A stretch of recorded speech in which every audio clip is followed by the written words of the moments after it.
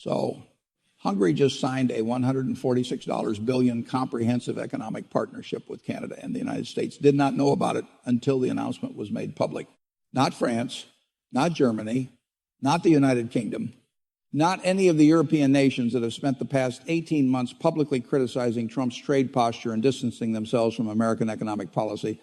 Hungary, Viktor Orban's Hungary, the one European leader who endorsed Trump before any other, who attended rallies, who echoed rhetoric, who defended the administration in every EU forum when every other European leader walked away. The closest international ally the American president had left in Europe just signed the largest bilateral economic agreement in Hungarian history with the country. Trump has spent 18 months trying to economically coerce, pressure, and punish. The deal was negotiated over approximately 8 months through back channels that deliberately avoided the diplomatic traffic American intelligence services routinely monitor. Meetings were held in Zurich, Singapore, and Abu Dhabi, rather than in Ottawa or Budapest. Hungarian trade ministry officials used commercial law firms and sovereign wealth fund intermediaries rather than diplomatic channels. Canadian negotiators operated under sovereign commercial confidence protocols that kept the discussions outside of Five Eyes intelligence sharing frameworks. Appointed deployment of the intelligence architecture. Canada had been restructuring since the F-35 cancellation months earlier. The White House learned of the agreement from a Reuters wire report. The State Department learned from the same wire report approximately 4 minutes later. The most consequential international economic agreement of the year between two nations allied with the United States was announced to the world before it was announced to Washington. And the intelligence failure that allowed 8 months of negotiation to proceed undetected is now the subject of emergency congressional review. Warren Buffett addressed the defection with a framework he has applied to business partnerships for 70 years. The principle that political loyalty and economic rationality can coexist when they point in the same direction. But the moment they diverge, the partnership enters a countdown whose outcome is inevitable and whose timeline is the only variable. But it's what Carney said at the joint press conference in Budapest. 12 words delivered with Viktor Orban standing directly beside him. The two leaders presenting a united front that was geopolitically unthinkable 72 hours earlier. That tells you this isn't a trade deal. This is the moment the last international ally the American president counted on concluded that Canadian economic partnership was worth more than American political loyalty and acted on that conclusion at a scale that cannot be reversed. When you hear what the $146 billion specifically covers, why Hungary needed Canada in ways that American policy could not or would not address, and what Buffett says about the moment when even the most loyal ally concludes that the cost of staying exceeds the cost of leaving, you'll understand why this isn't a bilateral economic agreement. This is the moment American alliance leadership broke from the inside. Hit subscribe, because the question now is not whether other allies will follow Hungary's calculation. The question is how many already have. Let me walk you through exactly why Hungary, Viktor Orban's Hungary, Trump's closest European ally, made the decision that blindsided Washington, because the relationship history makes the defection devastating in a way that no other international realignment in this series has been. Viktor Orban was the first European leader to publicly endorse Donald Trump, initially during the 2016 campaign and again with visible enthusiasm during the current term. He attended the Conservative Political Action Conference in Dallas as a featured speaker, delivering remarks that explicitly aligned Hungarian populism with American populism, language both leaders subsequently quoted in their own domestic messaging. He defended Trump at European Council summits when every other EU head of government was criticizing American trade policy, using Hungary's veto power within EU institutions to block or delay coordinated European responses that would have increased pressure on the administration. He positioned Hungary as America's most reliable European partner, the one EU member state that would defend American interests in European forums regardless of the political cost within the European Union itself. The personal relationship between the two leaders was celebrated by both sides as the model of transatlantic populist alliance, and the White House had repeatedly cited Hungarian support as evidence that European criticism of American policy was not unanimous. That history is what makes the defection catastrophic rather than merely significant. When France or Germany signs a deal with Canada, the White House can frame it as expected adversarial behavior from leaders who were already critical. When the United Kingdom deepens Canadian economic ties, the administration can characterize it as post-Brexit pragmatism from a government that was never fully aligned.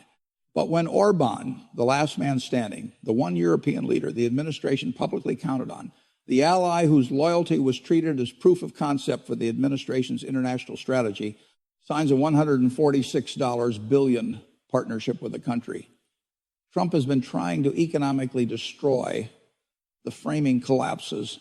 This was not a sudden political disagreement, and it was not the kind of public rift that can be dismissed as normal alliance friction. What happened instead was something far more significant: the quiet collapse of assumed loyalty at the highest level of international partnerships. When Viktor Orban made his move, it could not be explained through the usual language of political opposition, because he was not an outsider challenging the system, nor a rival rejecting an ideology. He had been one of the closest and most consistent international allies aligned with Donald Trump's worldview. That is exactly why the shift carried such weight. It was not an enemy breaking ranks. It was a trusted partner stepping away after concluding that the relationship no longer made rational sense. Inside diplomatic circles in Budapest, according to sources familiar with internal discussions, the reasoning did not begin with ideology or sudden political disagreement. It began with calculation. Over time, the economic structure supporting the relationship with the United States has started to look increasingly unstable from Hungary's perspective. What once appeared as a strategic alliance grounded in mutual benefit gradually shifted into something more unpredictable, where costs were rising faster than advantages and where long-term reliability was no longer guaranteed. At the same time, Canada began to appear not as a secondary option, but as a structured alternative capable of offering what the American relationship increasingly could not. Orban had not rushed into this conclusion. For a long period, he continued defending the American alignment even as tensions spread across global trade systems. Within the European Union, this position came with political consequences, yet he maintained it, arguing internally that the strategic value of American partnerships still outweighed short-term economic disruption. Hungary absorbed pressure across multiple layers, from shifting trade conditions to instability flowing through supply chains tied to American policy decisions. But as these pressures accumulated, the calculation inside Hungarian strategic planning began to change in a subtle but important way. The question was no longer whether the alliance was valuable. The question became whether the cost of maintaining it was still justified. The turning point emerged when Canadian economic behavior began to demonstrate something that American policy no longer consistently offered: predictability combined with strategic expansion. According to officials involved in the assessment process, one particular moment shifted the internal discussion: Canada's rapid repositioning in global markets, described in diplomatic analysis as an overnight buyer pivot, showed that Canada had spent months building capacity to redirect supply chains and commercial relationships at a scale that surprised even experienced observers. In practical terms, it revealed that Canadian economic influence was not only stable, but flexible enough to replace major dependencies in a very short time frame. It was at this stage that the logic inside Budapest began to crystallize. One senior economic advisor reportedly summarized the situation in direct terms after reviewing the Canadian shift. If Canada can replace major buyers in a matter of hours, he argued, then it is not just reacting to global markets. It is structurally prepared to replace entire alliance patterns over time. That conclusion changed the tone of the discussion. What had been viewed as gradual diversification began to look like strategic repositioning. The agreement that followed, valued at approximately $146 billion, was not built around a single industry or isolated economic interest. It was structured across multiple sectors, each one designed to address a specific vulnerability in Hungary's long-term strategic planning. Energy was the first and most immediate concern. Hungary's dependence on Russian natural gas, which accounted for roughly two-thirds of its supply, had long been recognized as a structural vulnerability. For years, policymakers attempted to reduce this dependence through alternative sourcing, and American liquefied natural gas had been positioned as a potential solution. However, in practice, American supply chains were often influenced by shifting political conditions, export restrictions, and internal policy debates that made long-term reliability difficult to guarantee. Canada, by contrast, offered something different. Not only did it provide access to liquefied natural gas, but it also offered long-term contractual stability backed by sovereign guarantees and infrastructure commitments that extended beyond short-term political cycles.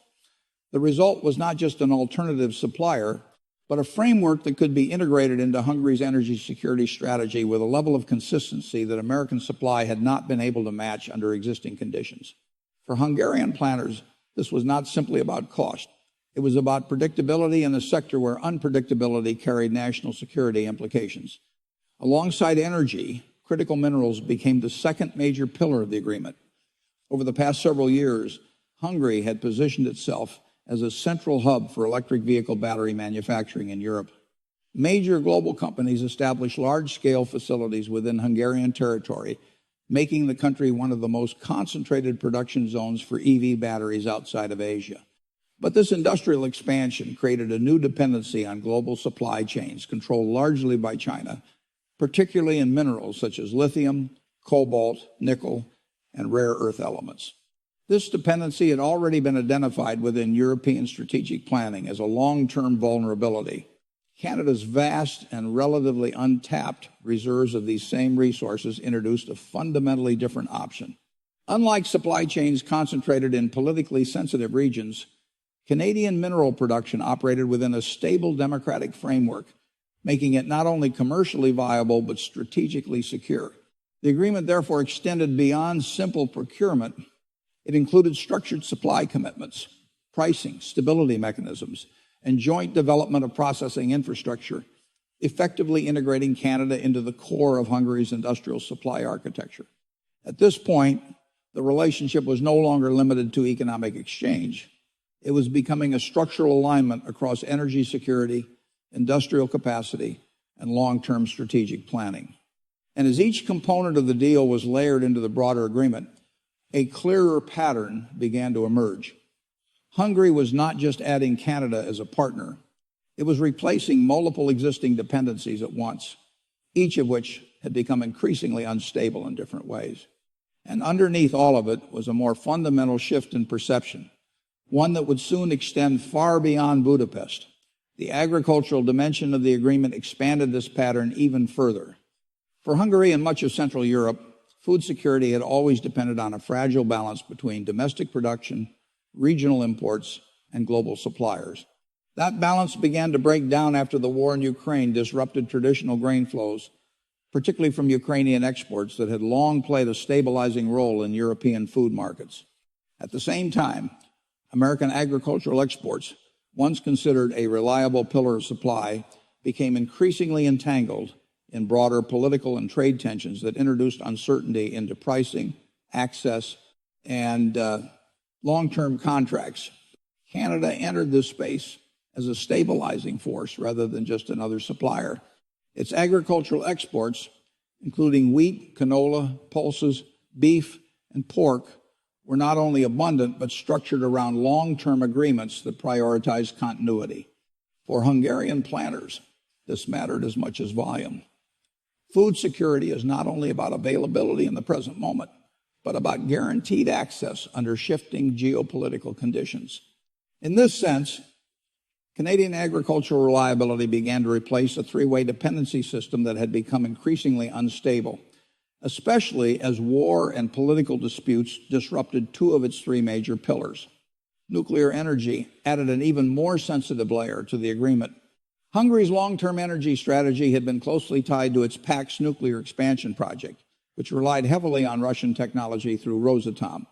This arrangement had been controversial for years within the European Union, where concerns had grown about embedding Russian infrastructure into critical European energy systems. The issue was not just technical, but strategic, because nuclear infrastructure represents decades-long dependency relationships that are difficult to reverse once established. Canada offered a different pathway through its CANDU reactor technology and uranium supply chain. Unlike the Russian arrangement, this option aligned more closely with European regulatory expectations and reduced political friction within the broader EU framework. It also provided a technically proven system that could be integrated into Hungary's existing energy plans without requiring a complete redesign. For Hungarian policymakers, this meant that nuclear dependency could be shifted without destabilizing the entire national energy roadmap. It was not just a substitution of suppliers, but a rebalancing of long-term strategic alignment away from a politically sensitive partner toward a more broadly accepted one. Defense and technology cooperation formed another critical layer of the agreement, extending its impact beyond traditional economic sectors. Hungary gained access to Canadian expertise in defense electronics, cybersecurity, Arctic technology development, and artificial intelligence research. These areas are increasingly central to modern national security frameworks, where military capability is no longer defined only by hardware, but by digital infrastructure, data security, and technological integration. For Hungary, this partnership provided access to advanced systems without the political complications that often accompany American defense agreements, which can include shifting export conditions, policy-driven limitations, and broader alliance expectations. Canadian cooperation, by contrast, was framed as more stable and less conditional, allowing Hungary to develop its defense capabilities within a framework that emphasized technological partnership rather than dependency. Infrastructure investment completed the final layer of the agreement. Canadian institutional investors, including large pension and sovereign wealth funds, committed to long-term participation in Hungarian infrastructure projects. These investments targeted transportation networks, energy systems, and digital infrastructure development. For Hungary, this represented more than financial input. It represented long-term capital stability anchored in institutions that operate across decades rather than election cycles. When viewed as a whole, the structure of the agreement reveals a consistent pattern. Each component addresses a specific vulnerability that had become more pronounced over time. Energy dependence on Russia, industrial reliance on Chinese mineral supply chains, agricultural instability caused by war and trade disputes, nuclear entanglement with politically sensitive infrastructure, and defense procurement uncertainty tied to fluctuating alliance dynamics. Canada, in this framework, did not appear as a replacement for a single partner, but as a system-level alternative capable of addressing all these pressures simultaneously. This is why the reaction in Washington was not simply surprise, but confusion mixed with delayed recognition. American intelligence and diplomatic channels had observed fragments of the developing relationship between Hungary and Canada over an extended period. Trade meetings, diplomatic visits, legal preparations, and financial movements were all recorded at various levels of analysis. But these signals were never fully assembled into a coherent strategic picture. The assumption underlying much of the analysis was that Hungary's alignment with the United States was too stable to break in this way. As a result, the individual pieces were documented, but not interpreted as part of a larger shift. By the time the agreement was publicly revealed, that gap had already become operationally significant. Washington was not responding to the formation of the relationship. It was reacting to its completion. Emergency diplomatic communications were sent across European embassies asking a question that in hindsight should have been asked much earlier. Which other allied nations are currently building similar agreements with Canada without informing the United States? The answers that returned over the following days deepened the concern. Poland had already entered exploratory discussions with Canadian energy and mineral sectors. The Czech Republic had initiated talks involving agricultural and nuclear cooperation. Romania had signed preliminary understandings related to critical mineral supply chains. The Baltic states were in contact with Canadian cybersecurity and defense technology firms. What emerged was not an isolated case, but a pattern that suggested a broader realignment was already underway. From a strategic perspective, this meant the Hungarian agreement was not the beginning of a shift. It was the first fully visible confirmation of one that had already been developing across multiple European states at different speeds and levels of maturity. And that realization changed the interpretation of everything that followed. In Budapest, when Mark Carney and Viktor Orban appeared together at the joint press conference, the symbolism was immediate and unmistakable. This was not just the announcement of a bilateral deal. It was a public demonstration that traditional alliance boundaries were no longer the only organizing structure for economic and strategic relationships. The presence of the European Union flag behind them reinforced that this was not a rejection of Europe, but a reconfiguration of how European states were choosing to manage external partnerships. Orban's remarks were carefully framed to avoid direct confrontation. He emphasized sovereignty, national interest, and strategic diversification, language that positioned Hungary's decision as consistent with long-standing principles rather than sudden realignment. Carney, on the other hand, presented the agreement as part of a broader model of democratic economic cooperation, one that prioritized stability, predictability, and mutual benefit over political alignment alone. But it was the final statement from Carney that became the defining moment of the entire sequence. Delivered calmly, without rhetorical emphasis, it reframed the entire situation in a single sentence. When your closest ally chooses your adversary, the problem isn't the ally. That line spread almost instantly through global diplomatic and media networks. Within minutes, it became a reference point in international analysis. Within hours, it was being cited across policy institutions, universities, and foreign ministries as a concise description of what many were struggling to articulate. That alliance structures are no longer guaranteed by history alone, but are increasingly tested by economic logic and strategic alternatives. And at that point, the conversation was no longer about Hungary alone. It was about what happens next when the first major defection in a long-standing alliance system becomes not an exception, but a precedent. Warren Buffett's response entered the discussion from an entirely different angle, one that removed politics from the surface and focused instead on something deeper and more consistent across decades of observation, the behavior of long-term partnerships under pressure. He did not engage with personalities or public accusations.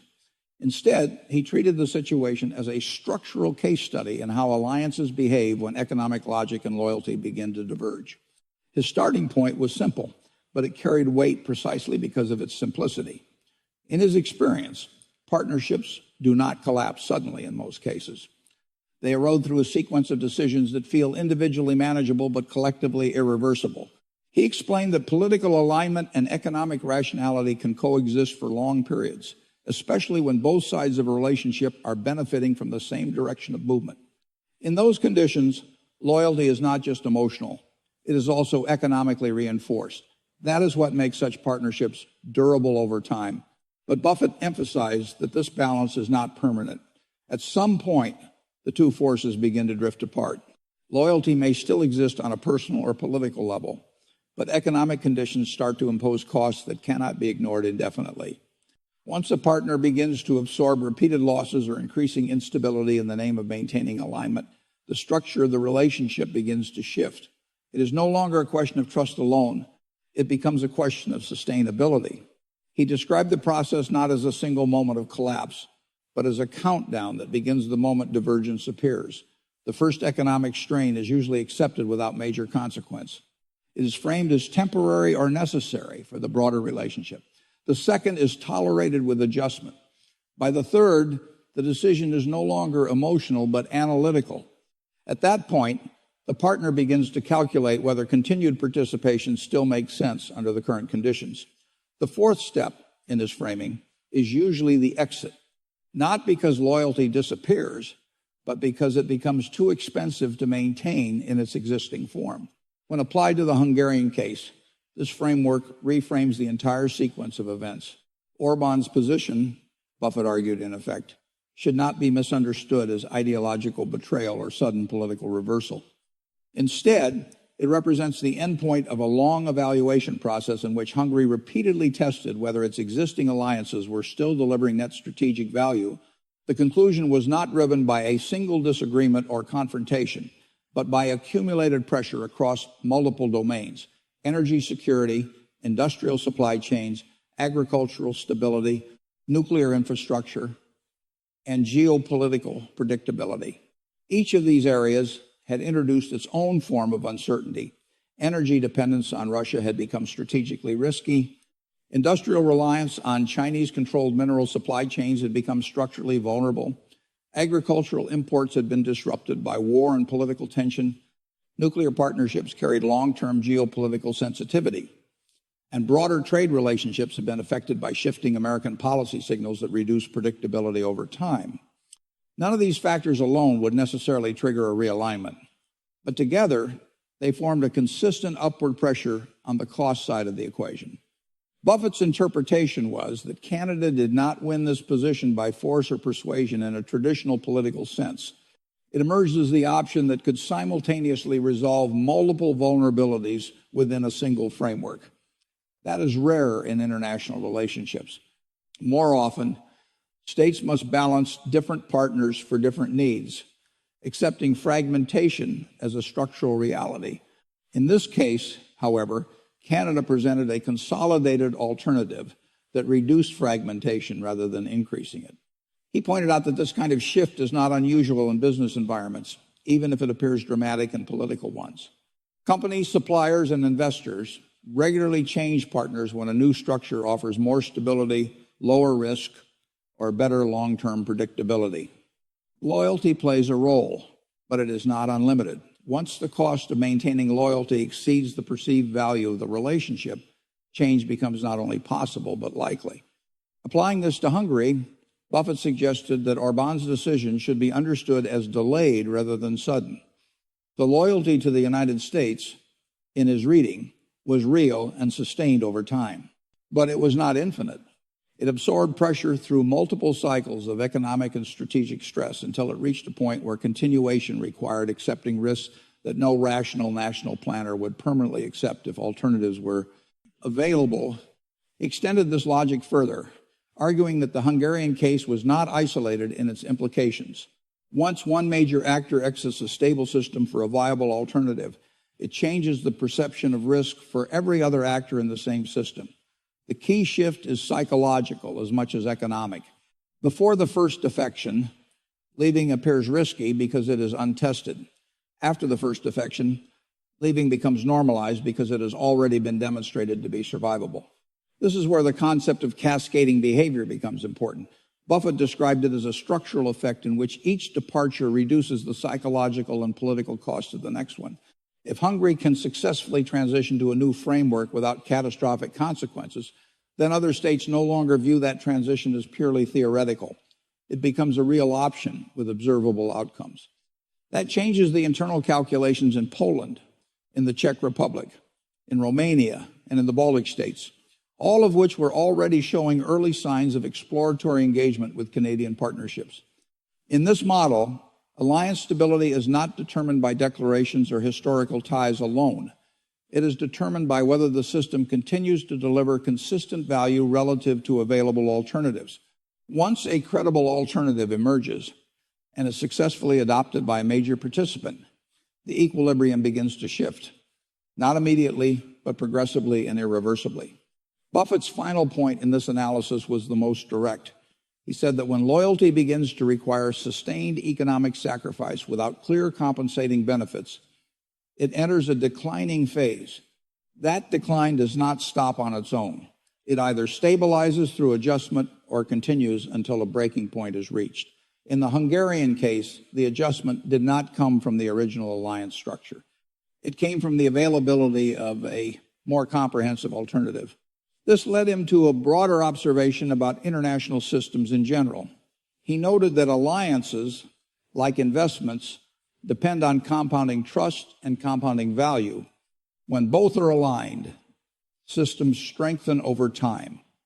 When they diverge, systems weaken gradually before they break suddenly. The visible moment of rupture is usually just the final step in a much longer process that has already resolved itself internally. He connected this directly to the broader European response. The fact that multiple countries were simultaneously exploring or entering Canadian partnerships suggested that Hungary was not initiating a trend, but revealing one. The system was already moving. Hungary simply made it visible. And then he delivered the conclusion that reframed the entire discussion in a single sentence. When a partner leaves a system and thrives in a new one, the question is not why they left. The question is why staying stopped making sense. This interpretation also explained why the subsequent economic reactions unfolded so quickly.